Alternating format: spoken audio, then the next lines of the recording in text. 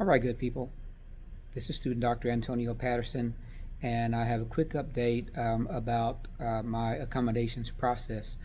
I think a couple of videos ago, I told you guys that I had screened positive for ADHD and dyslexia, and so now I'm in the process of having the actual diagnostic testing done. For the ADHD, they are booked out until May, I probably won't get that diagnosis, the full diagnosis, before my level one retake, which is March 31st. For dyslexia, again, I tested screened positive, and now I have to go through the diagnostic test. And there's 3 sessions, and I'm having the first session next Tuesday at 1 o'clock. So what this will do preliminarily is it will give me access to accommodations only for testing through my institution. So that will be for COMATs and maybe the COMSAs, but it will not give me accommodations for level one because you have to have all the actual diagnostic tests done and approved through NBOME. And so that's where I am right now. But you guys know I've been working on my timing, doing timed questions through both UWorld and through TrueLearn. And I am really kind of pushing myself to answer these questions within 60 seconds or move on. And at the beginning, my percentage dropped down to like mid 40s, upper 50s, and now I am 60 to 65. But again, that's like pushing myself to answer within 60 seconds and move on. That way, I'll have more time at the end of the exams. Also, I've been taking a break from my medications, so I haven't been on the Vyvanse for about a week and a half right now. So just trying to push myself to improve my focus without the medication, and then possibly in a week or two I'll try it again with the medication to see if that helps or not. So that's kind of where I am with that. I've been doing large sets of 147 questions, which is half of the level one questions, and usually still in the 60s, 60 to 65. My goal is 70 or above, and I have 1 month to get there. So, having said that, I just started a program with Dr. J. I don't know if you guys have ever heard of Dr. J. I think her website is called Coaching for Happiness, or Life Coaching for Happiness. And today was the first session. It was rapid fire questions, and it was horrifying. So there's no multiple choice. It's either you know it or you don't, and it's rapid fire. So today they were reviewing pulmonary, and for me it was kind of like the first session. So she did not include me in the students that were doing rapid fire, thank God, because it was totally terrifying. But they were doing pulmonary, and she would ask questions, and she would call them someone, and you had like 2 to 3 seconds to respond. So I really like that format, and it is a 5-week program, and I am right now 5 weeks away from my level one exam. So if I can make any improvements, seeing that I'm already in, the 60 to 65 range, if I can make any improvements in the next month or so, I'm pretty sure I will pass.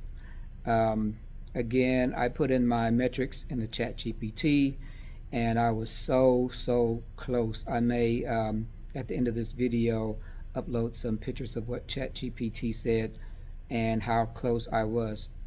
I know that I have a timing issue, and I think these rapid fire questions will actually help with my timing, because it forces you to recognize patterns very quickly and be able to answer these questions. So I believe I'm getting better, doing better. For those of you who asked about the accommodations, I am trying to get accommodations for timing but it's a very long, tedious process with a lot of paperwork and a lot of testing. Testing costs a lot of money. I don't have a lot of money. The ADHD testing is $750, and the dyslexia testing is $1,900. I got to sell a lot of stuff or do a lot of work to get that money because I have no access to my student loans as I am actually right now withdrawn from the program. I used up all my medical leave of absence, and so I'm actually withdrawn from the program. And then you guys know a couple of weeks ago I had a minor setback. Um, I kind of show you guys this. I don't know if you can see that there, but it's not showing very well on the camera, but that is a laceration that I had to my index finger, my left index finger, and it's healing pretty good now. I don't know if you guys can see that because of the lighting. It won't focus, but I got sutures. Subsequently, got infected. Doctor put me on doxycycline. Had a really bad reaction to doxycycline, which actually put me in the bed for 2 days.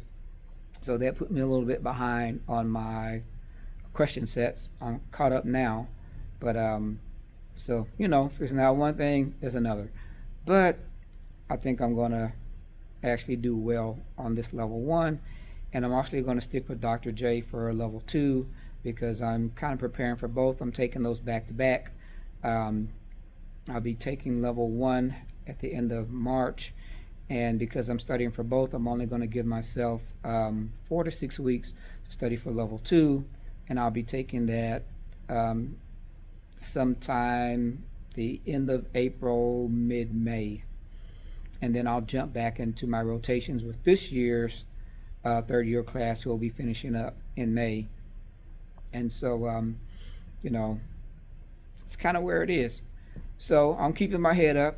I'm staying positive. The finish line is the finish line. The goal is still the goal. My goal is to graduate. I would have loved to graduate in 2026, but looks like I'm going to graduate in 2027, but I'll still graduate. So I guess the lesson in all of this is you never know what life is going to give you. You never know what curveballs are going to come your way, and you never know what you're going to learn about yourself along the way. So now that I know, that I'm dealing with, focus, and I'm dealing with dyslexia, which for me is both numbers and words. Now that I know, I can do something about it. All right, I can, make a conscious effort to try to focus more. Make a conscious effort to try to read faster, which I'm trying to do. Make a conscious effort to sift out information in the vignette that is pertinent and not pertinent to what the question is asking, and just get to it, choose an answer, move on, and not change my answers. That was, a major downfall and culprit in all of my testing is self-doubt, changing answers, and as I told you, 75% of the time changing right answers to wrong answers. And so just said that to say, hey, we can all get better, we can all improve, but we just have to be honest with what's going on with us, be honest with what's going on in our test taking strategies, or maybe it's a content issue. There are a lot of things that I thought I knew well, that I knew the concept, but I didn't have a full grasp on it. But now I got it. I got it now. So looking to do better, looking to get level 1 and level 2 out of the way, jump back into rotations, apply for match for 2027, and walk across that stage. So, hey, thank you guys for sticking with me. If you guys want to help in any way, I will leave my Cash App and my GoFundMe in the description, and whatever you can do, $5, $10, $2, it all will help. So I got to get this stuff out of the way. So hey, got to get back to the books. As you see, I'm over here studying now. I just finished my first 4 hour session. Then I had the 1 hour session with Dr. J. I have another 4 hour session to go because I'm doing a half length today, 176. We'll see how that goes. I've been up since early this morning and it's starting to go downhill, so I might do 88 questions, which takes about 2 hours as opposed to 4 hours, but we'll get it done. All right, so thank you guys for following the journey. Don't forget to subscribe to the channel, show me some love down in the comments, and I'll see you guys in the next video. Student Dr. Antonio Patterson, as always. Peace out.